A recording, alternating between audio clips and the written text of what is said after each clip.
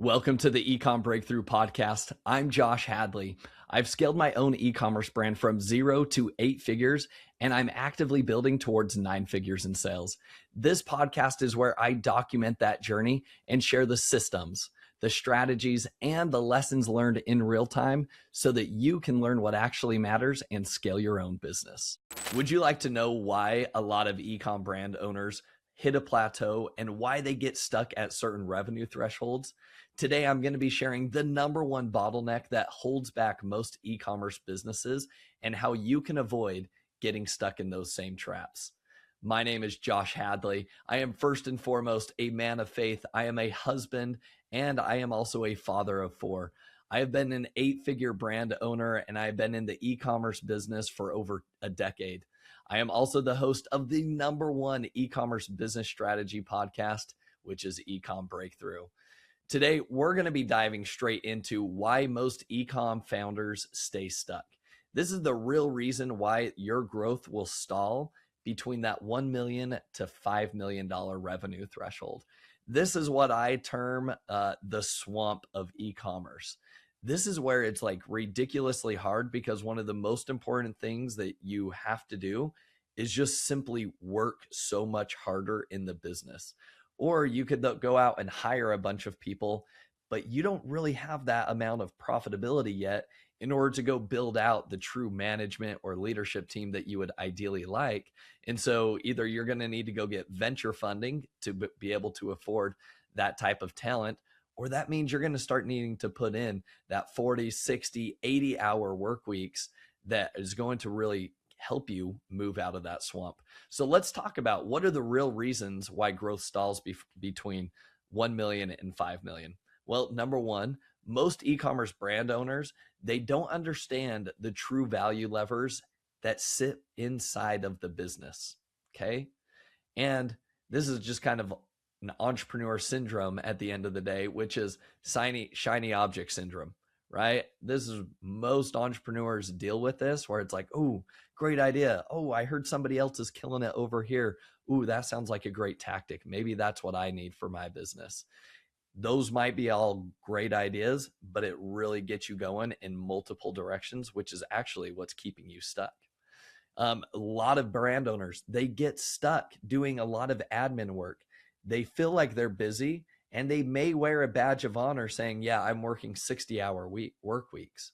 That may be fine, but if you're just stuck doing 60-hour work weeks, working on admin stuff inside the business, you're not actually growing the business, and that's why you're stuck inside the swamp.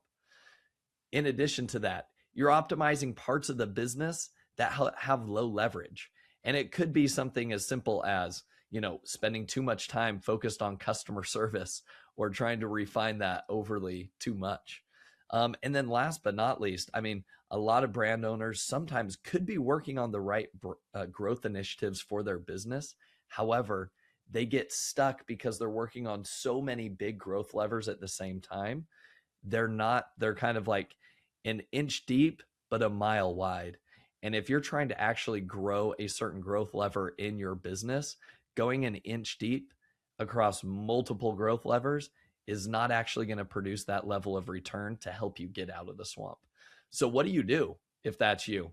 Well, #1, this is my favorite thing that I come back to over and over again that any business owner needs to remind themselves.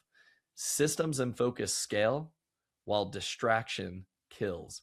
And that's honestly what's happening inside that swamp. It's the lack of systems and focus, and it's the increased amount of distractions that are killing those business owners. And that's why they're staying stuck inside that swamp.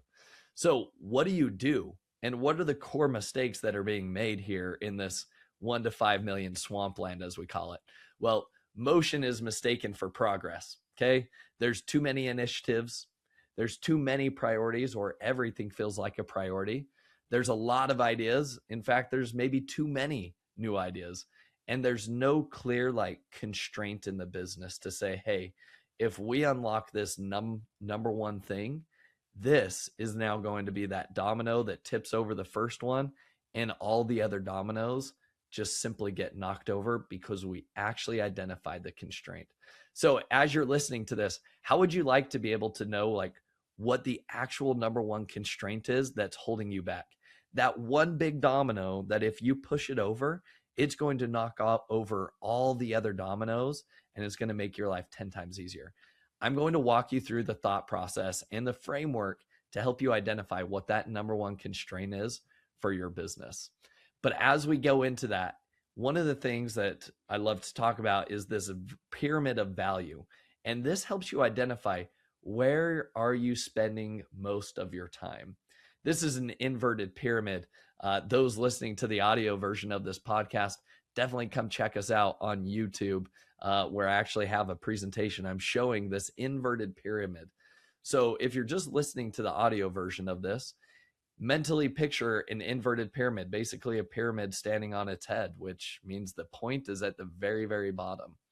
And that big base is sitting at the top. So why is this an inverted pyramid? Well, at the very, very top of this pyramid, this is that big, giant base. Guess what it's filled with? It's filled with a lot of administration in the business and just simply a lot of busy work. You can easily spend 40 hours a week executing tasks in that big bucket because it is foundational, yes, but guess what it's preventing you from doing? Working on those lower tasks that actually have more value in your business. That's why it's that inverted pyramid. And so sometimes people are getting so stuck in the admin work that they're not able to graduate and move down into actually working on things that provide immediate or outsized returns for the business. Okay, so after we go through this first base of administration, the next kind of like middle chunk here is going to be operational optimizations. Okay, and these operation optimizations, they're good. They could be things that are saving you money, right? It could be lowering your unit economics costs. It's negotiating with your supplier or your manufacturer to reduce your cost of goods. Could be negotiating, new fulfillment rates with your 3PL or something like that. Those are all good things. Can they save the business money? Can they add to your profitability? They certainly can. But by just reducing, my 3PL cost, is that going to 10x my business? No, not yet. So that's what then adds into that next lever. As we get further down this inverted pyramid, it's getting skinnier and skinnier, which means these are decisions that will be made in the business that will provide outside returns. So the next layer underneath operational optimizations, these are where the growth engines of the business sit. Okay. These are going to be your new sales channels. These are going to be your new products that you launch. All right. So those are things that, like, when they come to life, they truly can possibly get to 10x value for the business. Okay. And then last but not least, what is the very, very tip of this pyramid that's sitting at the bottom because it's inverted? These are your strategic value creation. Okay. These are decisions that you're not making these decisions on a daily basis. These are really well thought through strategic decisions that stem from, what is your brand story? What is the IP, right? The intellectual property that sits behind each of your products that provides that uniqueness and creates that brand moat around you. It could be a channel diversification strategy that you have. But these are the things that actually will provide immense returns for your business. If you ever wanted to exit your business, where you want to be spending most of your time is in making those strategic value creation decisions. So if we were to dive even deeper into this, here are some examples of that admin and busy work. And I think this is really important. As I read through each of these, I want you to ponder, like, where am I spending the majority of my time? And guess what? The more you can say that you're spending most of your time towards the bottom of this inverted pyramid, okay, towards that strategic value creation, it means you have a higher likelihood of being able to grow your business that much faster. But if as I read through these, if you find yourself stuck in the bigger foundational admin, busy work, or operational tasks inside of your business, then you can now identify this is actually what's holding you back. So let's dive into that admin and busy work. What does that mean? What are some of those things that are being done that are actually stealing your time, keeping you stuck in that swamp even longer, making you frustrated, but also making you feel like you're working those 40, 50 hours a week, and it feels like a badge of honor, but you don't know how to get out of this like hamster wheel of like, hey, why is my business not growing while I continue to put in more and more time and effort? So admin and Busywork, this is where most people get stuck. It's comparing and switching software tools. It's your email inbox management. Oftentimes, as I speak with other entrepreneurs, some of them even say they spend 3 or 4 hours a day just in their email inbox. And I promise you, just replying to emails, that's not going to 10x your business anytime soon. Processing payroll or vendor payments, managing receipts, okay? Handling customer service issues, or manually pulling reports, or manually making PPC bid adjustments, okay? Manually uploading product details into different sales platforms that you might be selling on. Could be working in the back end of different marketplaces, making sure that you have product compliance or those certifications for your products. Are all of those things that I just listed off important? Yes, they certainly are important in the business, and they're things that definitely need to get done, but those are not the things for the owner, the founder of the business to work on in order to 10x their business. All right. So what if we move even further down this inverted pyramid now? Okay. All right. What if you listening can say, hey, actually, I've done a good job. I have an executive assistant, or I have a VA that actually handles my email, and they do a lot of the back end product optimization or product listing details, product compliance policies inside of Amazon or Walmart, whatever platforms you might be selling on, right? Okay, great. If you've already graduated and been able to like delegate a lot of that admin and it's off of your plate, guess where the next part is that you might be spending a majority of your time? This is in that operational optimization stage. So what are some of the things that people could get stuck on in that operational stage? Well, number one, reducing shipping costs. Really good idea. Renegotiating unit costs with your manufacturers. Again, super valuable, right? Tightening ad spend efficiency to increase your ROAS. I love it. Good. We're making progress. All of these things are adding to my bottom line, which is great. Profitability is getting better. Automating repetitive back-end office tasks, right? Which would be accounting or customer service. So it's just making it more efficient. It's automating it, right? Improving your inventory forecasting, right? Definitely something to be focused on, and definitely something very impactful to the business. And then last but not least, could be something as simple as like shortening your product development cycle time, right? How do you just shorten that, make it more efficient so that you can bring even more products to market? So if you're listening to this and you can say, hey, I feel like I've done a good job. I have people on my team that they are responsible for doing all of those things, reducing our COGS, negotiating with our 3PL, et cetera. Okay, that's great. Then what that means is let's move even further down this inverted pyramid. So the next stage, where really this is where you're going to start hitting the levers that will truly provide the opportunity to 10x your business. So these are the growth engines within inside your ecom brand or any business, okay?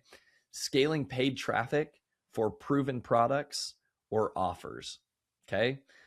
Focusing on new product launches. How many new products are you launching this month, this year, this quarter, etc.?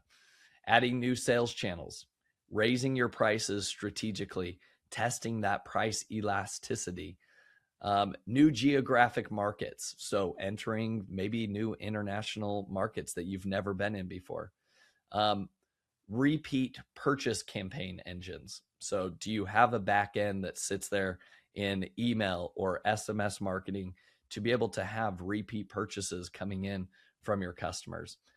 What's your conversion rate optimization strategies here, right? Because change that conversion rate, double your conversion rate, theoretically double your revenue, okay? And what are you doing with affiliate marketing? What is your moat that you could potentially be creating with people that love your products, your business, and won't stop talking about it. Okay. Those are all good things that can really like drive the true growth within inside of your business. So I hope as you've been listening to this, and before we get to this final strategic value creation, as you listen to this, I hope you can begin to plot like, where am I spending the majority of my time? And what you should be looking for is spending most of your time in the growth engine aspect or into this final bucket, which is the strategic value creation. This is the tip of that inverted pyramid. And this is where we have brand story. Are you known for one thing? It's crafting, it's refining that brand story. And guess what? Even for our business, we have crafted and refined our brand story probably 4 different times in the past decade.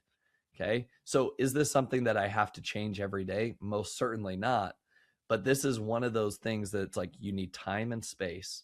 And if you make the right decision here, it can 10x your business.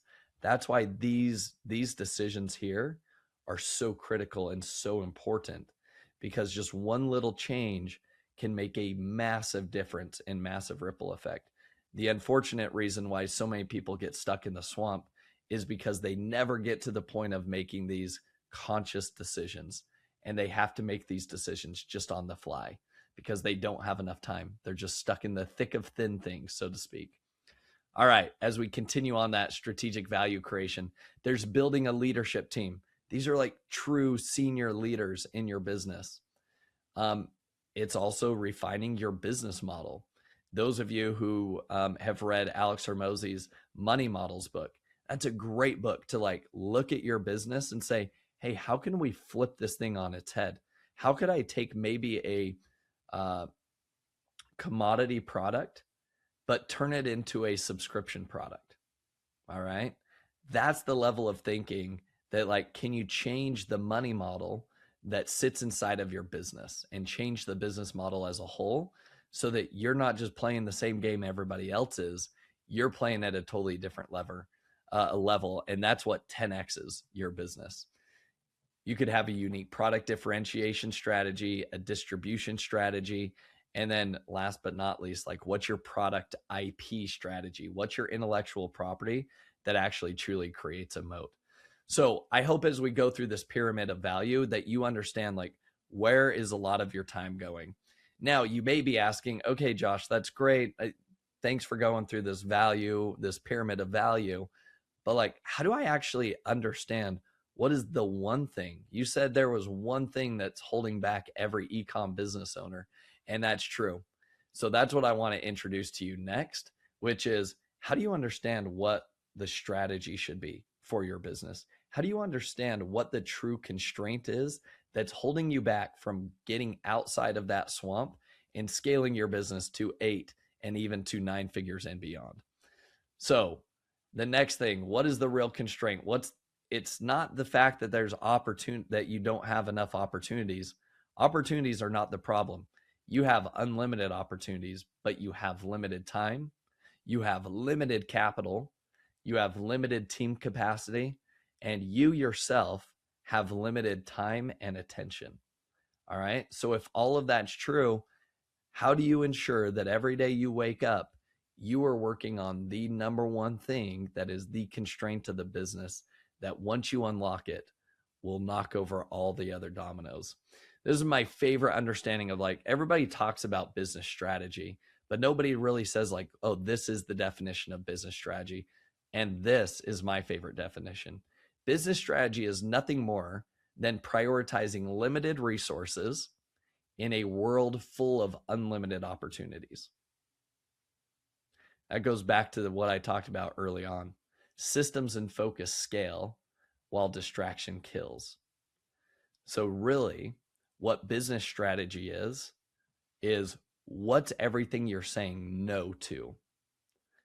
I'm less worried about what is it that you're saying yes to, because way too many people say yes to almost everything. I'm more interested in the business owner that can tell me, why are you saying no to all of these other quote unquote good ideas that everybody else is sharing?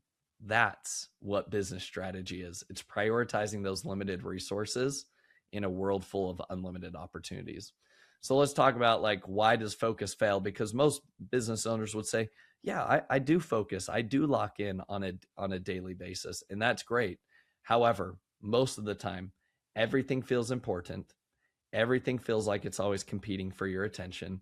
You feel like team members are always pulling you in different directions. And ultimately, what that means is like execution just simply gets diluted at the end of the day. So then what do we do with that? Here's where we dive into the constraints. So what I have 3 specific questions, and these questions are going to help you reveal the true constraint, the number one thing that is holding your business back and not allowing you to graduate and move on to that next revenue threshold that you've been dying to get to. All right, so question number 1 for our constraint finder: what must be true to grow 10x in 12 months? All right. Is it? And here's just a number of things, just so that you can get your mind working. Like, what does that mean? What must be true to grow 10x in 12 months? Well, number 1, I would definitely go to your AI tool of choice and see like, what is it that gives you an idea, a spark of inspiration that lights your mind and gets you moving in the direction you need to. But to give you some ideas, is it a new product line that outsells everything else in your business? Is it a brand moat that competitors cannot copy with cheaper pricing? Is it having systems for admin and ops that run without your direct involvement? Is it we would need customers searching for our brand by name, not just generic keywords? Could it be having working capital that funds aggressive inventory buys because you keep going out of stock? Could it be something like we need to find a repeatable product launch system with very clear return thresholds to make sure we're always launching the right product with the highest ROI? Could it be that you're just simply missing data, and having data visibility will help you drive fast and more confident decisions? Could it be the fact that like maybe you're just getting caught launching the wrong products, and you need a capital allocation discipline that kills all the mediocre ideas quickly, but allows you to fund the winners aggressively? And could it be something as simple as we just need an A-level operator or operators owning each revenue channel end to end? All right. So if you had to 10x your business in 12 months, let's say, hey, you have either 2 options. You can either go all in trying to 10x your business in the next 12 months, or if you don't do that, your business goes bankrupt. You choose. I want you to think about that and ponder that for one moment. And as you do that, you're then going to be able to say, oh, wow, here are all the things I'm saying yes to. But if my back's up against a wall and I have to 10x the business, there's a lot of those yeses that quickly become no's, because you realize these are nice to haves, but they're not going to help me double or triple, heaven forbid, 10x the business. All right. So that's question number 1. Now let's continue on this path. Hopefully we're getting a little warmer and getting closer to understanding what that constraint is for our business. Question number 2 is this: if I could magically fix only one of these things tomorrow, right? We talked about a lot of really good ideas and tactics and strategies. Great. But which one of these, if you could only fix one of them, which one would make all the others that much easier? So it goes back to that domino analogy. Which is the one of these things, one of these tactics, that if I just push this one down, it's actually going to knock over all these other ones sequentially anyways? Okay. So it could be something as simple as, right? If traffic doubled overnight, would your conversion and your AOV matter less? If you had one breakout hero product with an IP moat, would your paid ads, your email, and your affiliates become easier? If your inventory forecasting were highly accurate, would operational stress disappear? If customers search for your brand by name, would your ad efficiency just improve automatically? If gross margin improved by 10 points, would cash flow and scaling become that much easier for you? If your founder and admin, just like Busywork tasks, disappeared from you tomorrow, could your revenue grow faster immediately? And if you had one A-level leader fully owning a department, would execution and speed simply increase across the board for you? Now let's move on to question number 3. This is our third and final question that, after you have this one actually answered, should be definitely sending you the right signal as to what constraint you should be working on, which is this: what measurable number proves that this is the real bottleneck or constraint in your business? All right. So what that means is, great, all of these sound like really good ideas. Yes, I would love 10% added to my gross margin. Okay, great. Sounds good. But it also sounds great to have an A-level leader that's owning a complete department for me. Oh yeah, and by the way, it also sounds really nice if I woke up tomorrow and I never had to do any of the admin or busy work in the business anymore. Okay, great. Well, now how can we quantify that? Okay, so some examples. The monthly traffic is flat while conversion and AOV are strong. So how much traffic do you need in order for that to be able to 10x your business? So what you're going to be able to do as I go through each of these is actually assign a mathematical number to the answer here. And then guess what you're going to be able to do? You're going to say, which one provides me more EBITDA, right? More profit in the business, or which one provides me more revenue, or which one provides the most savings, dropping more profit to my bottom line. Okay. So if that's true, your monthly traffic is flat while conversion and AOV are strong. Great. If we just dump more traffic on here, could our business 10x if I just 10x our traffic? Okay. Conversion rate. If your conversion rate is below the category benchmark average, despite having a lot of traffic coming to your listing, could that be the constraint? And what happens to your numbers by just simply like doubling your conversion rate? Okay. How much revenue does that bring to the business? If your gross margin is below 40% and paid ads end up breaking or making your business ultimately unprofitable, okay, how much better would those extra 10 percentage points be for your business to be able to allow you to push heavier on marketing? Repeat purchase rate is below 20%. So what does that mean? If you increased your repeat purchase rate, how much additional revenue or profit would that bring to your business? Your revenue per visitor is significantly lower than competitors. Okay, what happens if I change my prices? Yes, that's going to decrease my conversion rate, but I also anticipate that increasing my revenue and profit. If so, how much, right? A new product line that's projected to add $1 million in 12 months. Okay, great. Stack that amongst everything else. Your inventory stockouts are capping your revenue multiple times per quarter.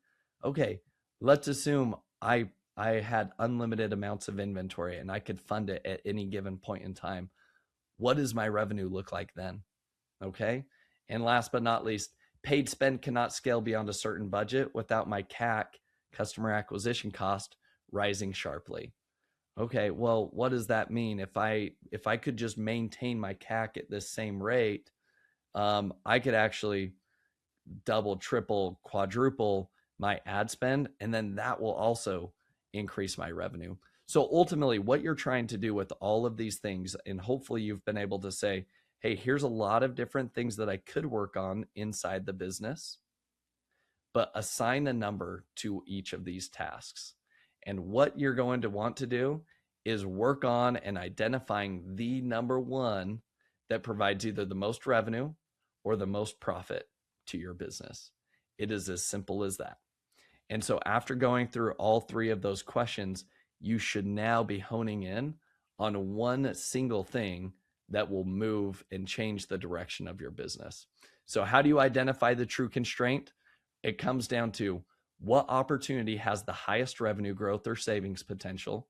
that makes other aspects of the business easier at the same time.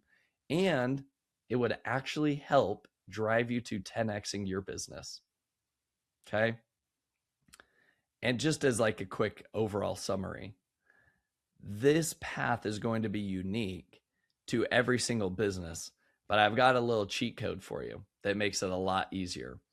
In general, these are the common like constraints that I see at different revenue thresholds. Now, it's not true. Like, it's not like you pass 5 million and like something magical happens to you. No, like these revenue bands may ebb and flow, but the key point is like these constraints are there for every business owner. You will need to tackle each of these constraints. And if you have already crossed the 8-figure mark, it means you've probably tackled a majority of these constraints. So let's go through it. At the $0 to $1 million mark, okay, your true constraint right there is, can we actually generate demand, right? It's a product is a constraint, traffic may be a constraint, or it may be the offer, okay? In the $1 million to $5 million range, this is where a lot of entrepreneurs sit. This is that swampy area where a lot of people just get stuck. This is where they plateau. This is where they just want to exit their business because they get frustrated, feel like they're spending so much time in their business. But ultimately, in that 1 to 5 million range, here's the constraint.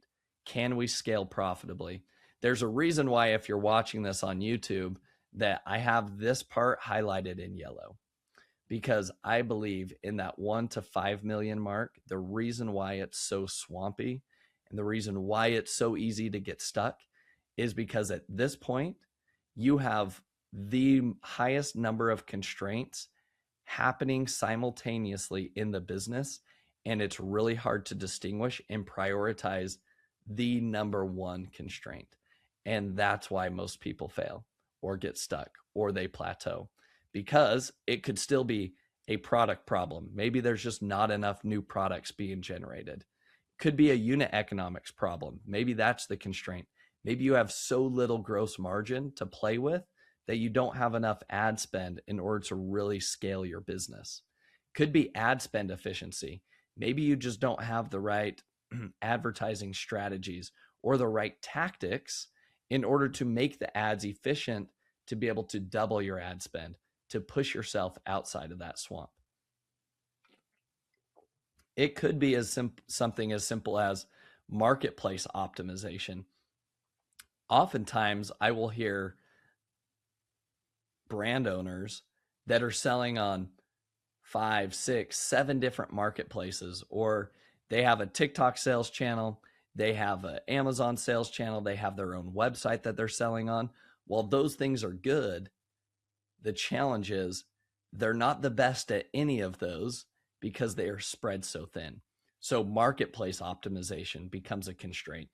And then the constraint also becomes like somewhat hiring and firing team members and being able to delegate to other team members, because you're going to need to give off and delegate a lot of the admin and basic customer service, basic email inbox management, because if you don't, you're in that hamster wheel that never ends.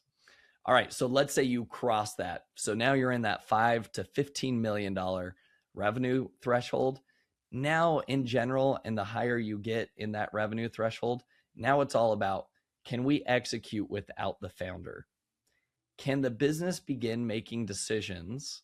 And does it have the capable team members to be able to make decisions without the founder needing to make all of them?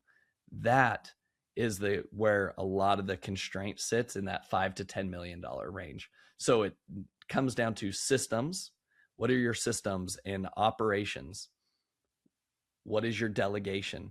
Are you still trying to hold on to everything in your business? Or are you allowing people to grow, make decisions, make mistakes, learn and grow alongside you? And ultimately, again, this is where so many people get tripped up. And this is why, if they're lower on that revenue threshold, really the constraint is being able to hire team members and being able to manage those team members, being able to know when you have a good team member versus when you have a crappy team member and you need to exit them from the business. Okay. Those are the constraints that sit in that $5 to $10 million range. In the $15 to $30 million range, this is, can we build real leadership in the business? This is management level leadership. We're not yet talking about like, C-suite level people, but you're looking for solid managers that could then lead other people in your business. And then it also comes down to finance. Do you have the correct money model or playbook in order to actually be able to continue to scale efficiently? And are you investing your new product launches, your new sales channels? Are you putting your money in the right places for the highest ROI? Those are where a lot of there's that financial modeling actually becomes a big constraint. And then as you grow past 30 million, really it comes down to can we allocate capital strategically? Because opportunity cost becomes that much more important. It comes down to your executive level leadership. Okay. It beginning to hire for that C-suite. Okay. And then ultimately channel diversification and IP diversification. Like what makes you uniquely different compared to your competitors that's going to allow you to be able to scale to those 9 figures.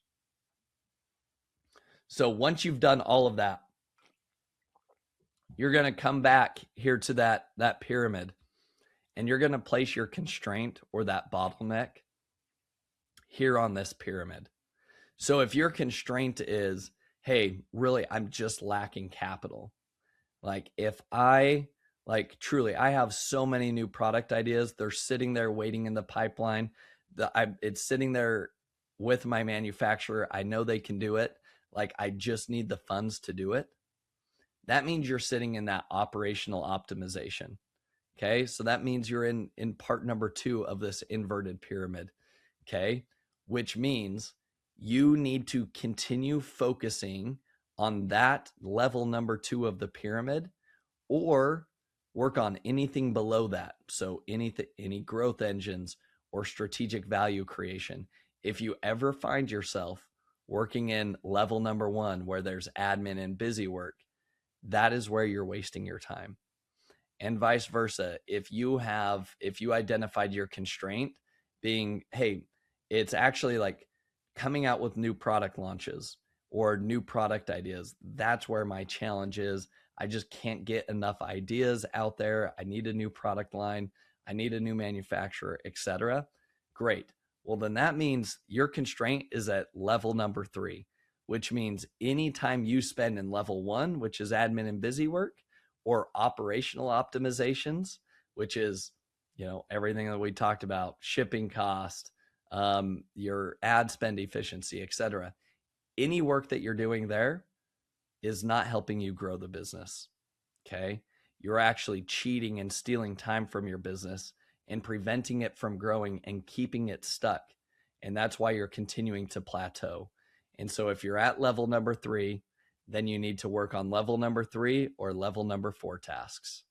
And ultimately, when you get to level number 4, you're obviously crushing it. Things are working good there, but there's always going to be a constraint. There are always constraints inside of the business.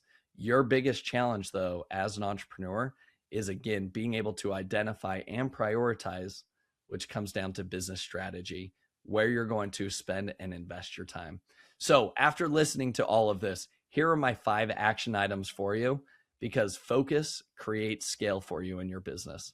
What I want you to do is, number 1, write down the constraint of your business. And so go through, listen, follow the instructions in this episode, and actually ask yourself those 3 questions to identify the constraint. Identify where you're spending your time. Write down that constraint. Number 2, you want to assign a clear owner. So if you're at that $1 million mark, it's probably just you and maybe a virtual assistant on the team at this point. If you're a bigger brand owner, then you probably have team members where maybe you are assigning this constraint to a single team member. Okay. Step number 3, build a quarterly, a monthly, and a weekly action plan. So it's not just enough to say, hey, this is my big constraint for the year, and I'm just going to go tackle it. Great. That's a good step. But now I want you to break it down into bite-sized chunks.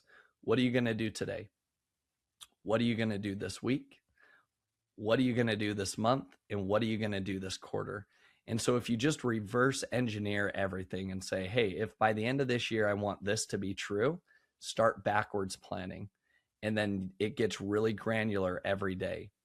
And again, what you need to do is fill the very beginning of your day needs to be filled with the key priorities of the business.